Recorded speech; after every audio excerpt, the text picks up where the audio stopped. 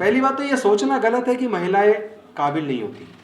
महिलाओं में काबिलियत की कोई कमी नहीं है। महिलाओं की स्थिति भारत में जिस तरह अछूतों की स्थिति रही है, दलितों की, पिछड़ों की जो स्थिति रही है, आदिवासियों की जो स्थिति रही है, वही स्थिति भारत में महिलाओं की आज तक बनी हुई है। आज बहुत ही महत्वपूर्ण दिन है। एक तरफ संसदीय लोकतंत्र में महिलाओं की भागीदारी पे हम बात कर रहे हैं, 100 साल हुए, और लोकतंत्र में अदालत में महिलाओं की एंट्री को भी 100 साल हुए। उसके लिए आप सबको बधाई।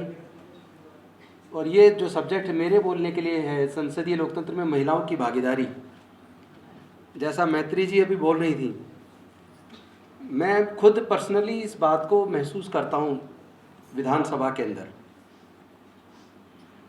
कि विधानसभाओं में, संसद में या निगम के अंदर या पंचायत में, चूँकि महिलाओं की सीटें जिला पंचायत और पंचायत के अंदर और निगम के अंदर तो रिजर्व हैं, विधानसभाओं में और संसद में रिजर्व नहीं है। लेकिन जहाँ पर रिजर्व हैं वहाँ भी हालात ये है कि महिला ग्राम प्रधान होगी, लेकिन उसका सारा काम जो प्रधान को करना चाहिए, वो मेरा अनुभव है कि उनके पति या मेल मेंबर्स, पति या पुत्र या मेल मेंबर्स उसका सारा काम देखते हैं। अपवाद हो सकता है कहीं, और निगम में भी हम देखते हैं, और विधानसभा में मेरी बहुत साथी महिलाएं हमारी विधायक हैं, लेकिन मैंने बड़े नज़दीक से उनको और उनके परिवार को भी देखा है। अगर उनका बस चले, अगर इस तरह की आज़ादी हो पुरुष को, तो वो विधानसभा और संसद के अंदर भी पत्नी की वजह वही चले जाएं। ये कड़वा सच है। बेशक वहाँ मजबूरी नहीं जा पाती, लेकिन बाहर उनका सारा काम उनके पति, उनके देवर जेठ और उनके पुत्र ज़्यादातर वही देखते हैं। हो सकता है मेरी बात किसी को चुभे, जो मेरी साथी कुलीग हैं वो, उनको भी शायद बुरा लग जाए, लेकिन सच तो सच रहेगा, वो बोलना भी पड़ेगा। पहली बात तो ये सोचना गलत है कि महिलाएं काबिल नहीं होती। महिलाओं में काबिलियत की कोई कमी नहीं है, लेकिन पूरे दुनिया में मेल डोमिनेटेड सोसाइटी रही है, और भारत में आज भी मेल डोमिनेटेड सोसाइटी है। एक तो इस सच को स्वीकार करना चाहिए। आप याद कीजिए, जब डॉक्टर बाबा साहेब अम्बेडकर 1951 में हिंदू कोड बिल लेकर आए, पूरा का पूरा सदन, संसद के सभी सदस्य डॉक्टर बाबा साहेब अम्बेडकर के खिलाफ हो गए, और हिंदू कोड बिल, जिसमें महिलाओं के हक अधिकार की बात थी, वो बिल गिर गया। और डॉक्टर बाबा साहेब अम्बेडकर को ने रिजाइन किया कि अगर मैं अपने देश की महिलाओं को उनका हक अधिकार ना दिलवा सका, तो फिर मुझे कानून मंत्री बने रहने का कोई हक नहीं है। दुख तब होता है जब उस लड़ाई को में जो भागीदारी बननी चाहिए महिलाओं की, जब वो नहीं बनती है। कोई किसी से पूछे आपकी पत्नी क्या करती है, अगर वो नौकरी में है तो वो बताएंगे कि भी वो जज है, वकील है, या कलेक्टर है, या कुछ है। और अगर वो घर पे हैं, नौकरी में नहीं है, कहते कुछ नहीं करती, वो हाउसवाइफ है। ये बेहद शर्मनाक स्टेटमेंट है कि वो कुछ नहीं करती। सच्चाई है कि पूरे घर को अगर कोई संभालता है तो अपने घर में खुद जाके देख लेना अच्छे से। कई बार पति को पता भी नहीं होता बच्चे होमवर्क कर रहे हैं नहीं कर रहे, बच्चों को खाना मिल रहा है नहीं मिल रहा, तुम्हारे कपड़े कौन तैयार करके दे रहा है। हालांकि ये सिस्टम उतना उचित नहीं है कि महिला सारा काम करे, लेकिन व्यवहार में, आचरण में यही है। इस सच को झुठलाना ठीक नहीं होगा। लेकिन अगर काबिलियत की बात करें, अगर लीडरशिप की बात करें, अगर क्वालिटी की बात करें, तो चाहे श्रीमती इंदिरा गांधी जी रही हों, चाहे बहन मायावती रही हो, चाहे ममता जी रही हो, चाहे जयललिता जी रही हो, उन लोगों ने अपनी काबिलियत को और अपने नेतृत्व को का डंका बजवाया है। जो हमारी लेखिकाएं हैं या जो ब्यूरोक्रेट्स हैं, जो डॉक्टर्स हैं, इंजीनियर्स हैं, अलग अलग फील्ड में, वहाँ महिलाओं ने अपनी काबिलियत को साबित किया है।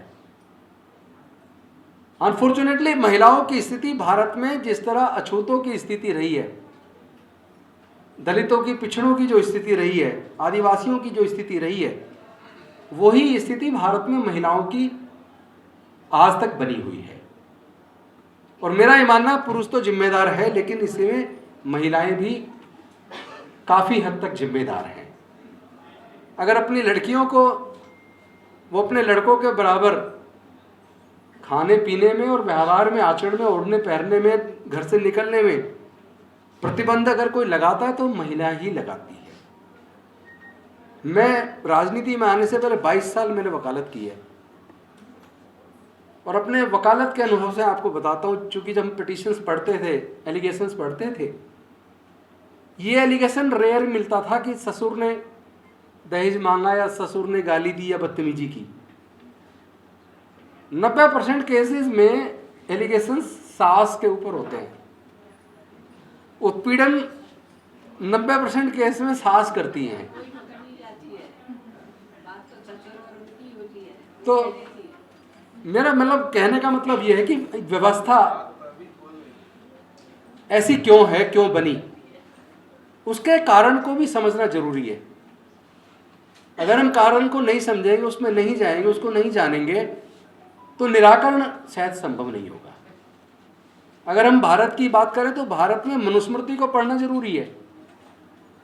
वो मनुस्मृति जो महिला को, पत्नी को पति की संपत्ति बताती हो, जो महिला को किसी भी प्रकार का अधिकार देने से वंचित करती हो, जो महिला को मानवता का अधिकार देने को भी तैयार ना हो। यानी जैसे आज भारत डॉक्टर बाबा साहेब अम्बेडकर जी के बनाए संविधान से चल रहा है, तो पहले इस संविधान से पहले तो भारत मनुस्मृति से चलता था, और मनुस्मृति में महिला को संपत्ति का अधिकार नहीं है। पुरुष के बराबर तो छोड़िए, उसको तो इंसानियत का भी अधिकार नहीं है। और उसी व्यवस्था को, जो व्यवस्था किसी को जन्म से नीच, किसी को जन्म से ऊंच बनाती हो, जो व्यवस्था महिलाओं को संपत्ति और प्रॉपर्टी की तरह देखती हो, और अगर महिलाएं भी उस व्यवस्था को ही पाल पोस रही हों, तो समाधान कैसे होगा? मुझे लगता है कि हमें सबको मिलके इस पे काम करने की ज़रूरत है। महिला भी अपने नेतृत्व को मजबूत करे।